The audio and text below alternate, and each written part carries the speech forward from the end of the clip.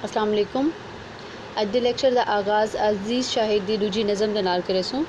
उन्हां दी पहली नज़म आप पढ़ी अनअखी दे रंग। अजीज़ शाहिद की दूजी नज़म असा रुल गए हैं। अज इंदी तशरीह करे सूँ। उडू तू निखड़ पे इडू शाम लै पई, उडू ते अजन पेर पहला रखिया है, पिछू ते वलन दा इडू साडे सिर ते पहाड़ अन पे हैं। उडू आसूं पासूं अंधारे कल्हेपे को कट्ठा चकीते, इडू अपने दुख तू तलब आपको चीना चीना चकीते। असा मुठ मिट्टी दी चुनो अपने चीने, या बेवक्त वाछड़ दे पत्थर संभालूं।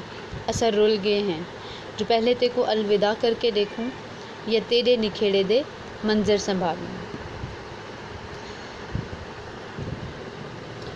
अजीज़ शाहिद 1947 को डेरा गाजी खान विच नूर मोहम्मद साहिल के घर पैदा थे। इन्होंने नज़म ते गज़ल दूही असनाफ शायरी की है।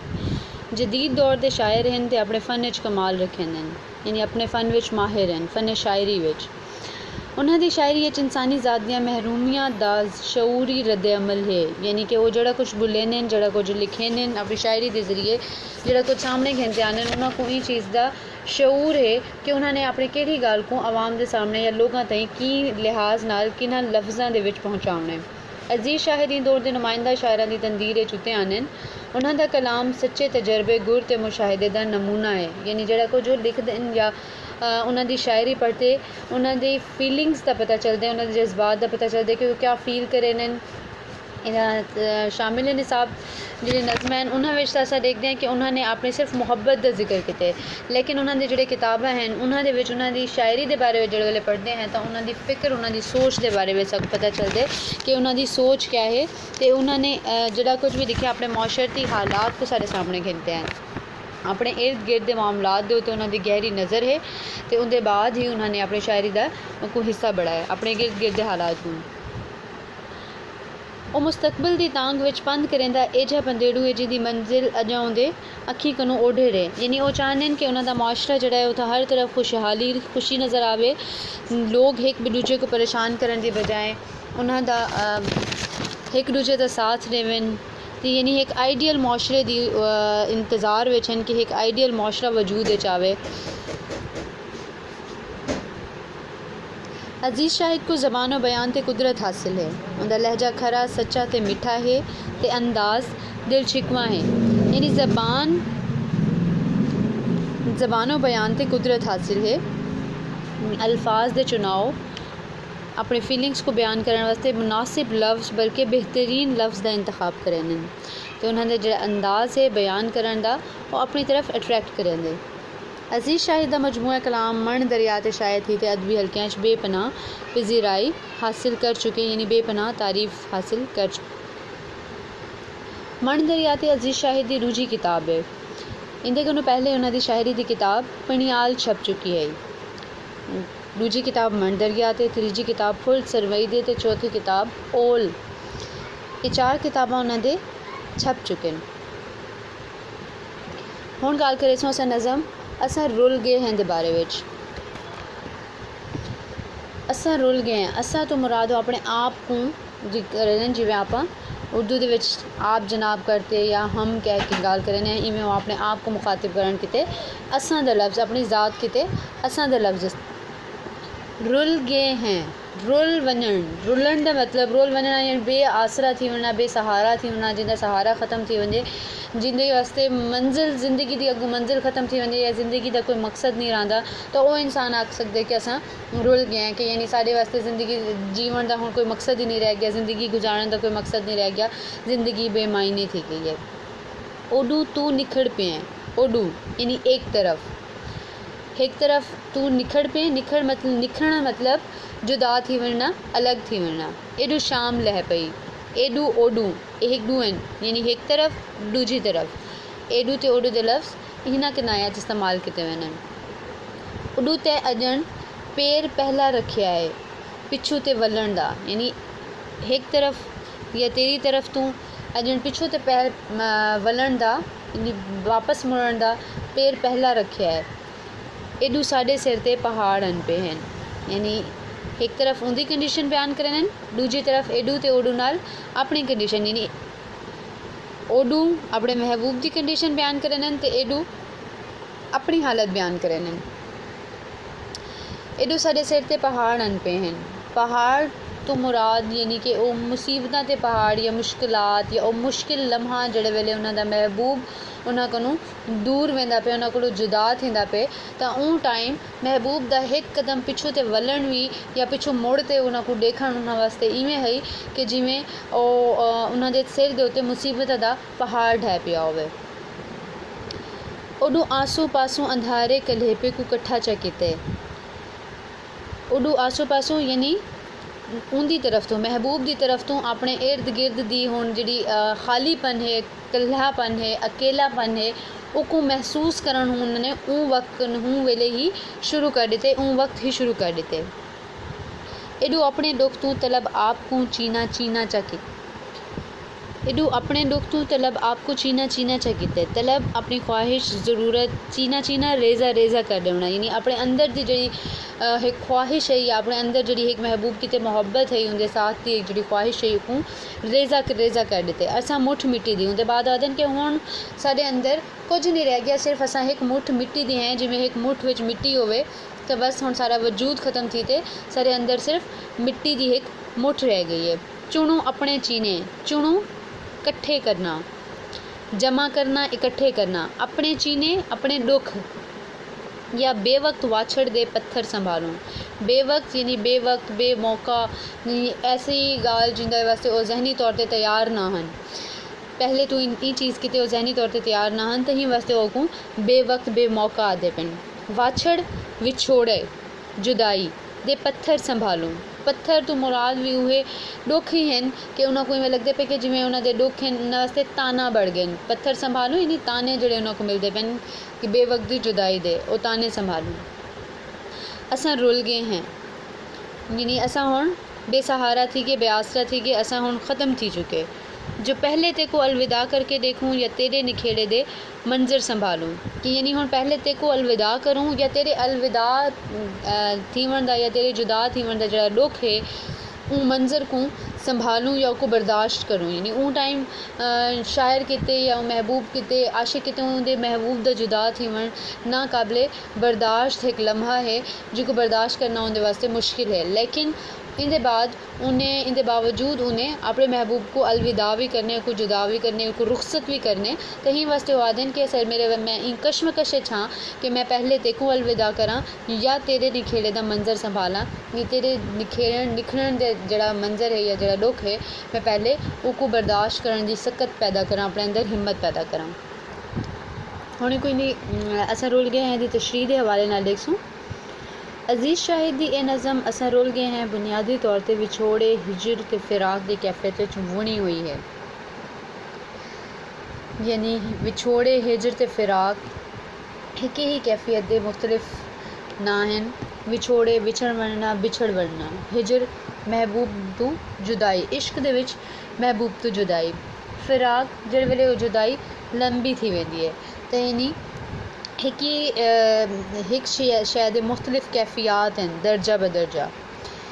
ये कैफियत छूनी हुई है यानी जिमें नज़म शुरू करें हैं शुरू कनो पढ़ने हैं एडू तूनू खिड़ पियों उडू साडे सिर ते पहाड़ आन पे हैं।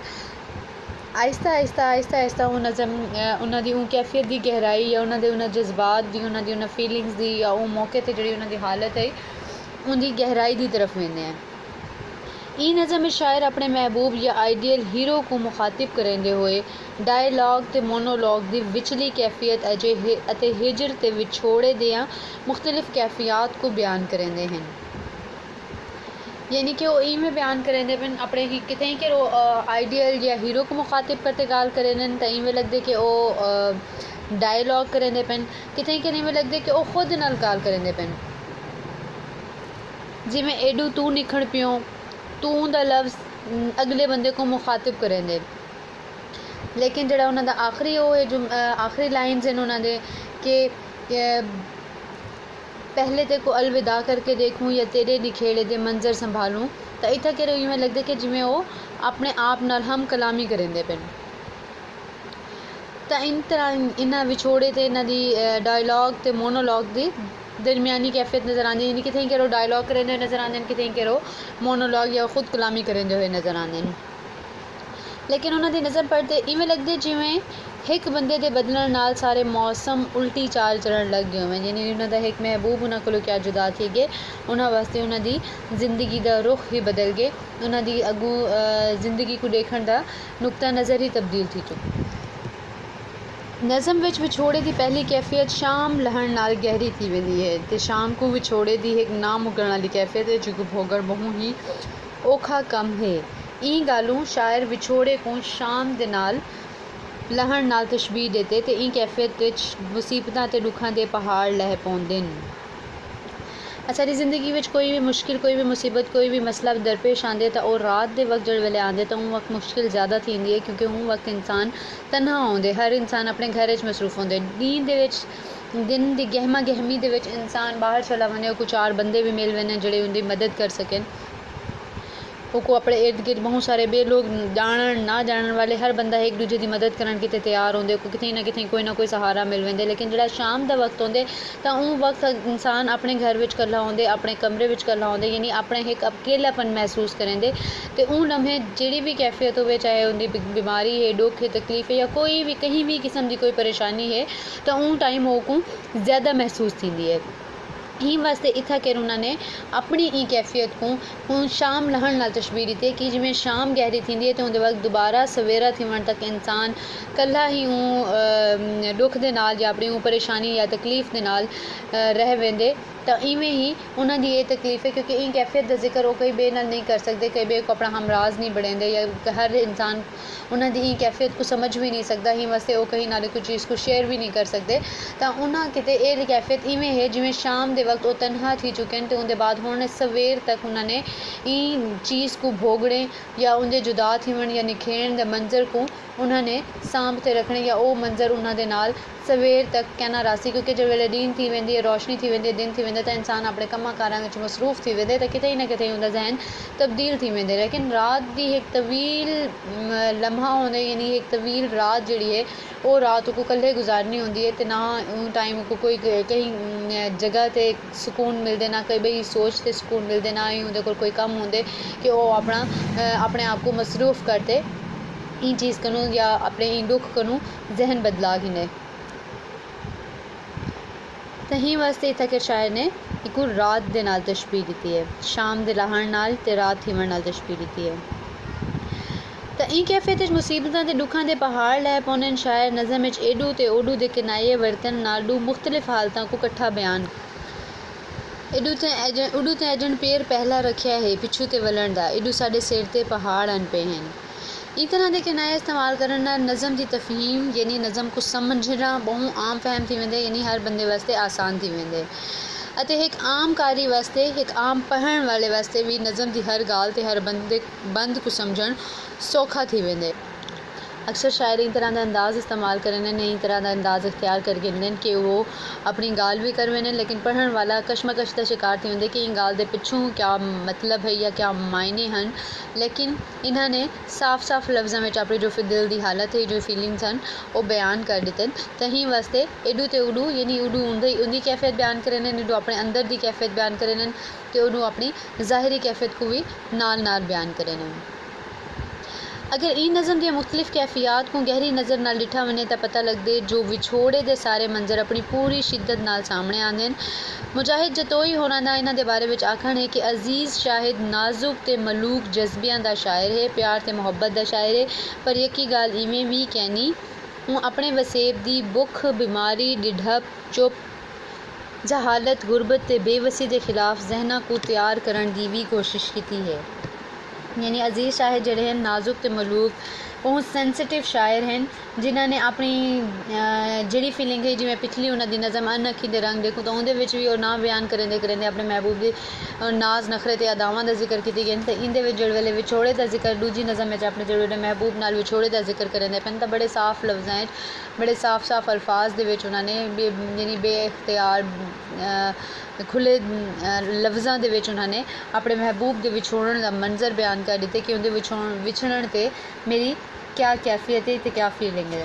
लेकिन मुजाहिद जतोई आदन मुजाहिद जतोई इन्हों के बारे में आदन कि वो ज़रूर मुहब्बत ते प्यार ते मुहब्बत दे शायर हैं कि वो मुहब्बत के जज्बात को बयान करन, पर उन्होंने सिर्फ इंदे प्यार मुहब्बत के बारे च शायरी नहीं की, बल्कि वो अपने वसेब की भुख बीमारी डिढप चुप जहालत गुरबत ते बेवसी के खिलाफ जहना को तैयार करने की भी कोशिश की है कि ये सारे मुआशरे के बहुत बड़े मसाइल हैं जिन्हां नाल साको मुकाबला करने ते इन्हां उत्ते ओवरकम करने, इन्हां दे उत्ते गालिब आते ये चीज़ को छुटकारा हासिल करने। ये वास्ते स्टार्ट इन्हां दे तारुफ दे विच भी यह गल की गई है कि वो अपने इर्द गिर्द के हालात के बारे में बहुत बाखबर रहने ते वो एक चेंज करने की खातिर कोशिश हैं कि चाहे ताकि इन्हां दा सफ़र जड़ा है जिंदगी का इहो ही है कि आने वाला मुआशरा जड़ा उसे एक आइडियल मुआशरा हो जिंदे विच ये सारे मुश्किलात मुसीबत ना होवें। हाँ जी, क्यों जो अजीज़ शाहिद दी सारी शायरी उनके दुख सुख विसाल विछोड़े ते मेल मिलाप दियाँ सभे शिकलां उनके अपने मकामी तल वसेब ते खासकर दमान ते रोह दे वसेब दियाँ शक्लां हैं। यानी कि उन्होंने भी अंदाजे बयां ई तरह का है कि वो पता चल वेंदे कि उन्होंने ताल्लुक पिछों किहड़े इलाके नाल है। डेरा गाजी खान तकरीबन तकरीबन में खुश्क पहाड़ी इलाके हैं ते अजीज़ शाहिद का एरिया जड़ा इन्हां दा इलाका है, तो उन्होंने अपने इलाके के इर्द गिर्द दे रोड पहाड़ ते इन्हां दा डायरैक्ट जिक्र तो नहीं किया, लेकिन उन्होंने जोड़े लफ्ज़ इस्तेमाल किए उन्होंने लफ्ज़ों को पता चलते कि उन्होंने अपने इलाके नाल मुहब्बत भी है तो अपनी ज़बान नाल ते उन्होंने लफ्ज़ों नाल खास उन्होंने मुहब्बत है। किवें ये देखो अगों कि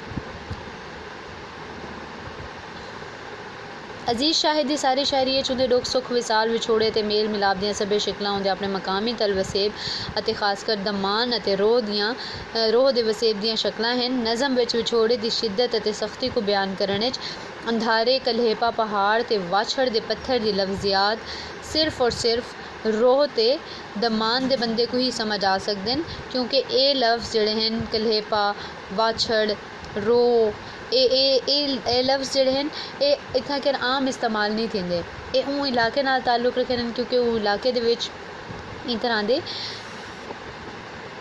पत्थर वाछड़ ते इन तरह के लफ्ज़